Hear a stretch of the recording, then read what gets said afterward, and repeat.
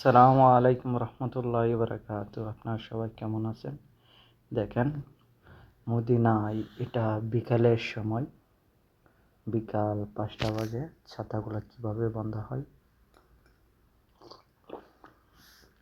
বিকালবেলায় ঘুরতে আসলাম, তো আলহামদুলিল্লাহ দেখতে অনেক ভালো লাগে, কারণ তখন এত বেশি রোদ থাকে না। তখন মদিনার আবহাওয়াটা খুবই ভালো থাকে, ঘুরতে অনেক ভালো লাগে। এই জন্য বিকালবেলায় আসলাম ঘুরতে মদিনা শরীফে। তো আলহামদুলিল্লাহ অনেক ভালো লাগতেছে। তাছাড়াও আজকে হচ্ছে আপনার রমজানের প্রথম রোজা। তো সবাই দোয়া করবেন আমাদের জন্য, সম্পূর্ণ রোজা যেন পড়তে পারি, সম্পূর্ণ রোজা যেন আদায় করতে পারি আল্লাহর হস্তে।